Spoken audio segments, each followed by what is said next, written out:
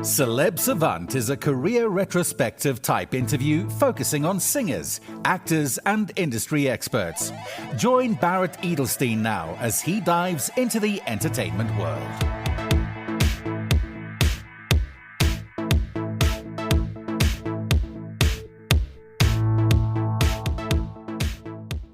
Dennis Matkosky is an American producer and songwriter. Dennis made the move to LA in 1979 and things happened quickly. He was playing a casino gig when he got the news that Diana Ross had cut one of his songs, Mirror Mirror. The song became a top 5 hit and Dennis was off and running, enjoying a winning streak that eventually led to mega smash Maniac in 1983. Dennis's life became one long creative marathon, with the keyboardist writing and producing hits for some of the biggest names in the business. Through his association with songwriter Linda Creed, working at the legendary Celeb Savant studios with artists like Teddy Pendergrass, The Spinners, and Johnny Gill, the 80s found him producing and or writing top drawer artists like George Benson, Sarah Brightman, Sergio Mendes, James Ingram, George Duke, Stanley Clarke, Chicago, Eddie Money, and many more. Dennis moved to Nashville. His country breakthrough came with the #1 smash I Need You, a career song for LeAnn Rimes. With that initial success, the floodgates opened and Dennis was soon collaborating with artists such as Rascal Flatts, Martina McBride, Keith Urban, Reba McEntire, and many more. For all the career milestones, the #1 parties, accomplishments, and industry accolades, including sales of over 70 million records and nominations for an Academy Award, 2 Grammys, a Golden Globe, and 2 Dove Awards, Dennis Matkosky is just getting started. Up next on Celeb Savant, we've got Dennis Matkosky. Where in the world are you and how are you doing? Barrett, so nice to meet you and thank you. I am in Nashville, Tennessee, and I am doing well. It's a cold, sunny day, and yes, everything is good. Let's rewind. We've had a multi-generational decade career. At what age, whether as a child or teenager, did you think, okay, I want to be in this music world? And how did that journey progress? Well, even as a child, I loved cowboys when I was 5 years old. And the fact that some of them sang, I thought, well, that would be the best job in the world. I started my first band at 12 years old. At 12 years old, we played our 8th grade dance. And then when we were in 6th grade, we played our freshman hop and so on and so forth. And the band was all of my neighbors, Joey Alfonsi, Michael Cimbello, Bud Rizzo, and Vincent Warsavage. And our band was called Breed.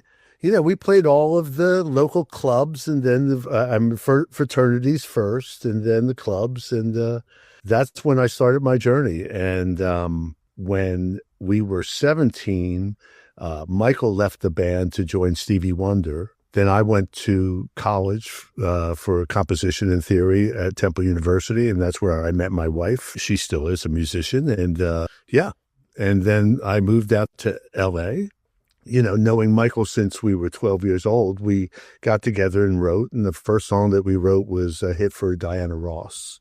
It was called Mirror, Mirror. Right after that, there was a movie called Summer Lovers, and Rod Stewart was supposed to sing it, and Michael and I wrote the theme song for that, along with our friend David Bateau. And then right after that, I had been living in an apartment with my wife, and we had just moved to Los Angeles. We were about a year or two in, and our bedroom was going to be the new nursery for our upcoming child, and it was also the music room, and it was our bedroom. So we was pretty tight quarters. But I was watching the news one night, and they discovered all these bodies in a yard. It was the story pertaining to Gacy, the serial killer. And I just wrote down on a piece of paper, he's a maniac. He'll screw your cat, nail it to the floor, he'll rape your mother and go on. He's a maniac. And I showed it to my wife and I said, what do you think of this title? And she said, if I were you, I would get some professional help. You might need some therapy. So I went over to Michael's house the next night we were supposed to write, and I told him the title. And he said, hit the weirdest chords you know. I was and still am a big Bill Evans student. He's my favorite jazz pianist. And I don't want to get too technical here, but he would end a ballad with a flat 7, raised 5th, 9th. So not to get any more technical than that, but that was the weirdest chord I knew. And so I started playing that. And this was non-communicative because we had grown up together. The melody was reminiscent of Bally High, and the B section was DOA, Dead on Arrival, the tritone of an ambulance. Da, da, da, da, da. Anyway, we stayed up all night and recorded it on the 24 track. We had bought a studio together. The next morning, Phil Ramone came over and we played him the song, and he said, I'm working on this little movie called Flashdance, and if you rewrite the lyrics according to the script, I'll stick it in there. Okay, so after Maniac, I started producing and doing a lot of writing in the jazz and soul marketplace at first. And it's hard for me to remember everybody, but I produced along with George Duke, Al Jarreau, and wrote some songs for him and had a couple of hits. And George Benson, I wrote with George Duke and Stanley Clarke on his projects, and I produced and wrote for Teddy Pendergrass and Tina Marie and Kool and the Gang and J.T. Taylor, the lead singer. I produced his album, and a lot of R&B artists. I worked with Smokey Robinson and Penny G on a song called We Saved This for Last that they had a duet with. That was really fun. One little story. Well, I'm in the studio with Smokey, and I wrote the song with Paul Gordon, and the original lyric was, "This love we're in, blah, blah, blah, is genuine." And Smokey came up to me, and I'm nervous because it's Smokey Robinson, and he says, "Excuse me, do you mind if I change the rhyme to this love entwined is genuine? Because it doesn't rhyme with genuine." And I said, "Smokey, you're Smokey Robinson. You wrote tracks in my tear. I mean, you can do whatever you want." So anyway, I did that, and I loved working in that. And then I started writing and producing the group Chicago and Sarah Brightman on the classical side and Eddie Money. I did work with him on several records. All the time I'm working on films. I've written for about 25 movies, and I've been in more because of Maniac, luckily. And then, I continued my work with that. And then American Idol came in, and I started doing that with Bo Bice and Kimberly Locke and a bunch of the other artists. Clay Aiken, I had a hit with him. Then the earthquake totaled our house in Los Angeles. My mom moved back to Mississippi, where she was originally from, and they offered me a publishing deal. It was a very lucrative to come to Nashville. Michael Mardian and I were both part of at the same time. So I moved to Nashville. I've been here 30 years, and I've written with and for a lot of country artists. You'll Think Me for Keith Urban, it's number one, and LeAnn Rimes, Need You. I worked on albums with LeAnn and McIntyre, David Nail, a lot of different country artists, and I've had success with it, and it's been amazing. Community down here is amazing, as well as LA. I mean, I miss my friends, but this is a real writing community. I started a publishing company a long time ago to help my friend because I didn't like what they were offering him, the traditional publishing companies. So I started a publishing company with him and had success with Miranda Lambert. I think we had 10 cuts and number one. And, I just kind of got into helping people that way. And my first cousin, twice removed, a lot of my family from Mississippi. And I grew up in Philadelphia, Pennsylvania, but was born in Brooklyn, New York. He came to town, and I started working with him, and I signed him when he was 25, right out of college. And his name is Michael Hardy, and he became an artist in his own right now at Hardy. And we are celebrating his and our number one record in the country right now that Hardy has and written. So that brings us pretty up to date. I kind of scanned through a bunch of, 50 years. When you collaborate with an artist, do you always write and produce every time? Or is it sometimes just writing and sometimes just producing? So it depends. Sometimes I'm writing and producing. Sometimes I'm just producing. But most of the time, I would write and get to produce the record. Or I would get to produce the record with James Ingram. I wrote the song, and I have a history with Tom Bell. And so I produced our demo, which became the record. We just added live strings to it. So I produced that with Tom Bell. It depends on, it was just a musical decision. When you're producing and writing, you have to separate. You can't say, oh, I'm going to produce this too.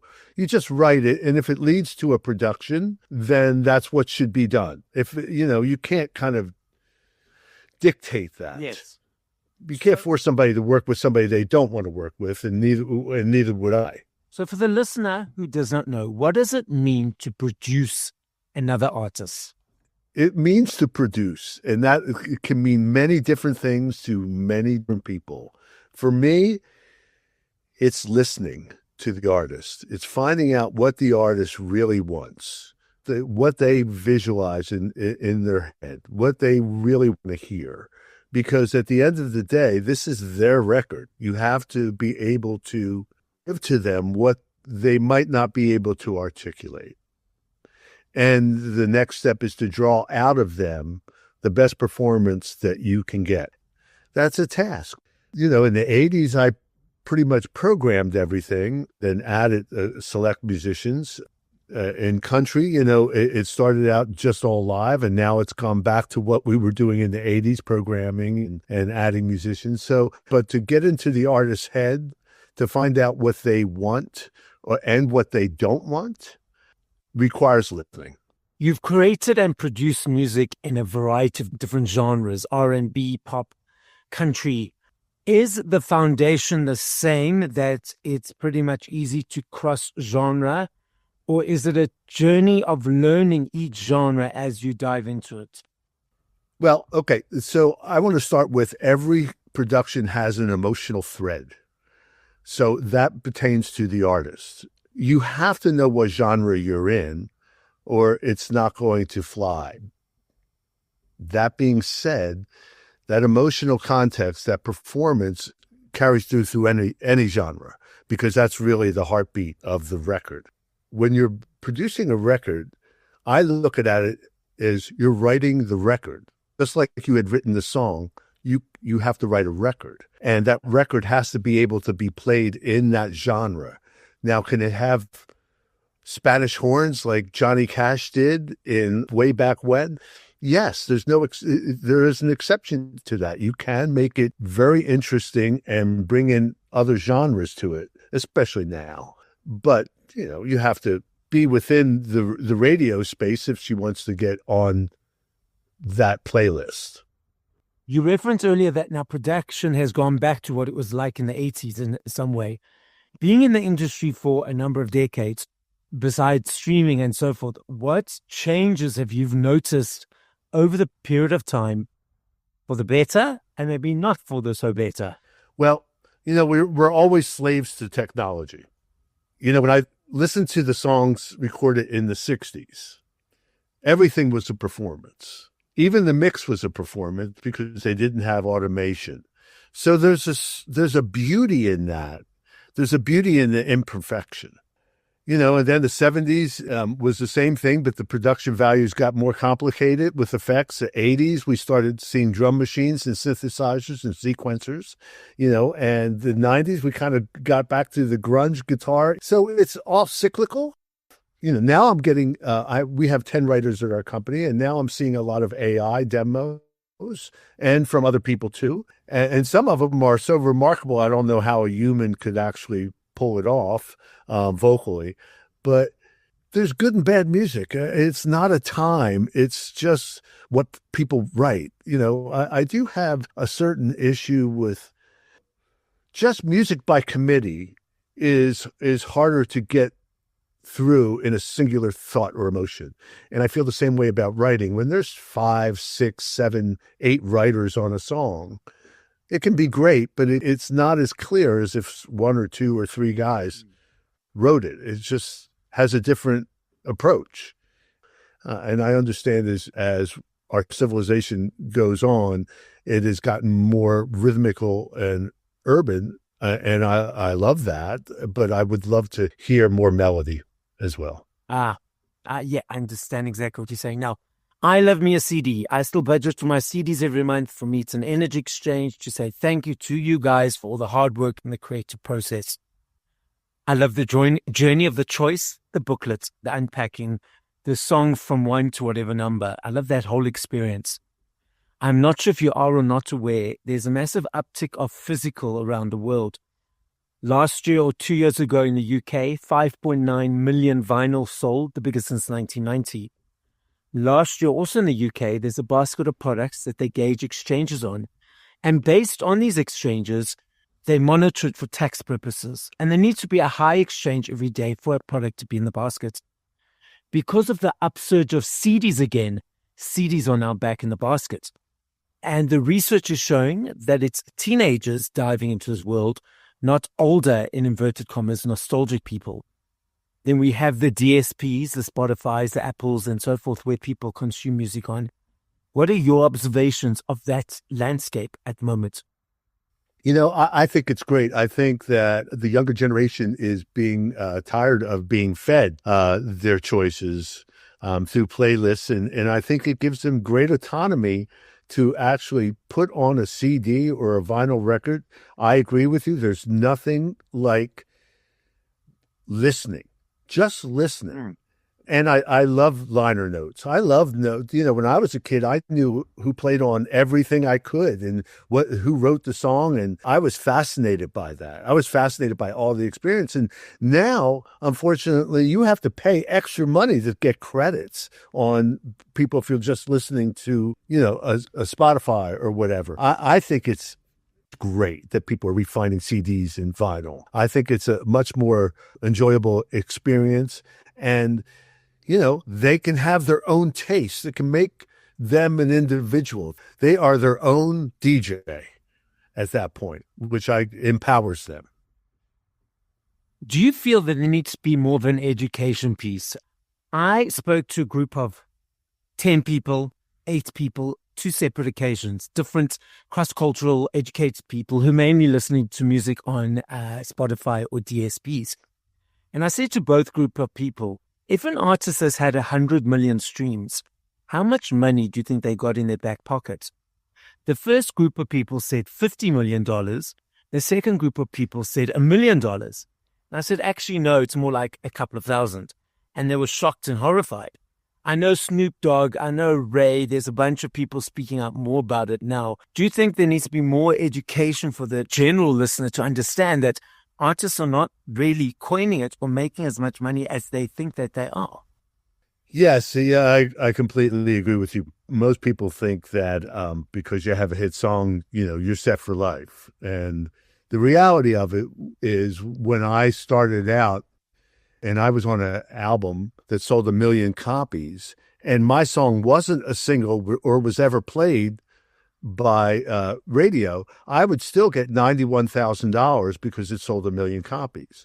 And now, if it's played 1 million times on Spotify, I'll get around $200. So the discrepancy between $91,000 and $200, Spotify and the streaming services and the record labels, along with their deal, has gutted the songwriters. So it's gutted the middle class songwriter.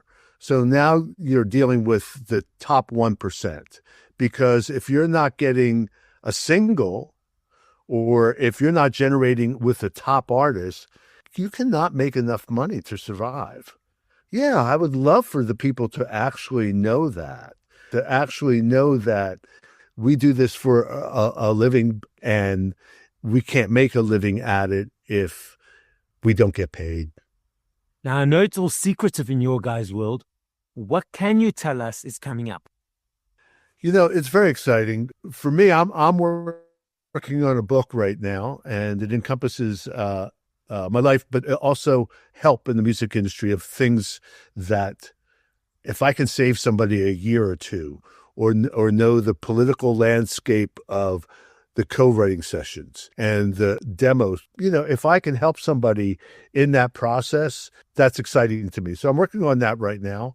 My son is running our publishing company, and last week we had the number one song in the country, and we have the number one. It's a different song. We have a new number one song this week. Last week it was Blake Shelton, and this week it's Hardy. And I believe that we might even get a number one next week. Oh, Hardy may retain that title. We'll see. It's exciting. It's exciting having these young writers and being around so many talented people. And we have Graylin James. We have so many good writers, and they all 4 or 5 have major record deals, and some of them are independent artists, and they've all been successful as writers. And we're watching their growth as artists, and they're really blooming, really coming into it. You referenced something earlier about the political landscape of co-writing. Can you unpack that a little bit? When I said political, I meant doing the right thing at the right time. I don't mean political in the realm of what's going on right now in our crazy world. I just meant, knowing how to approach it, knowing what to do, knowing how to be prepared, knowing when to be quiet. The hardest thing is to be secure when you're in a situation like that, because, it's a competition and a collaboration. So if somebody says the first lyric and that's the title, you have to support that for however long it takes to finish that song, if you're into it. All those subtleties, all those reading the room and knowing who you're working with and knowing their strengths and doing some homework. All those things are important. Luck comes to those who are prepared. I'm concerned that a lot of people don't know the history of the people that they're working with, or at least peripherally know what they're good at, because you got to tap into everybody's energy, not just them tapping into yours. So that's what I mean about the ramifications of knowing what you're walking into and getting the most out of that, instead of feeling like, oh, I've got a great idea and they've got to do this or whatever. Getting stuck in ego, basically. Yes. Yeah. That's not your friend. I love this game. I know if I had to ask you this question today, tomorrow, or the next day, I know your answer will be different every time. I'm not saying favorite. I'm saying top of mind. If once we finished this conversation, you went and pushed play to 5 artists, who would those artists be? Just top of mind. I want to listen to this person, and that person.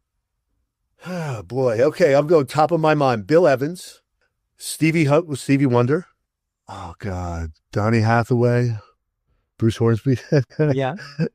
And the last one, I'd have to go late Beethoven. On your bucket list of artists that you have as yet to collaborate with, are there any that you have not done so and you would still like to do those collaborations? Anybody on that list that I said? Stevie Wonder is my favorite. And when I first moved to L.A., Michael Sembello was in the band, along with Phil and Gaines and Raymond Pounds and Ben Bridges. And I would go to all the rehearsals because, I'd be invited and I would just sit there. And I love what he does. I think he's one of the best. He would be one of them. I have written with CeCe Winans before, and I just love her, and I'd love to write with her again. I've been so fortunate in being able to write with so many of my heroes. Who wouldn't want to write with Brian Wilson or Paul McCartney? That's about it. Advice for any up-and-coming artist who's maybe challenged or struggled at the moment. One piece of advice that you'd give them to say, okay, do this. And I can't remember who quoted this, but you might as well be yourself. Everybody else is taken. It comes from there. If you're an artist, not a singer, if you're an artist, you have to say something. You're the architect of your story. You have to build a story. It has to be you. It has to be true, and you have to deliver it in the same way. I think if you do that what you do honestly, people will respond to. That's how I feel about it, especially now. You're going to make the perfect record. You don't need to. AI can make the perfect record now. You want to make something flawed and something original. You want to put yourself on as vulnerable as you can be. That's it. That's all we're buying is emotion. Whether it be a movie, a TV show, a record, we're buying into believing that this is a true emotion. The podcast is listened to throughout the world. As a final message to the listening audience, what would you like to say? I love music. I am sorry for all the unrest that's going on. I think love is the only way we can get there. I know it sounds like a cliche. Believe in yourself. Enjoy music. If you play it, play your heart out. If you're just starting, play like you've wanted to do it your whole life and just do it. Don't worry about your age. And open yourself up to as much music as you can. Thank you for listening to this episode of Celeb Savant. Please follow Barrett on TikTok, Instagram, YouTube, and Facebook at Celeb Savant. That's CelebSavant.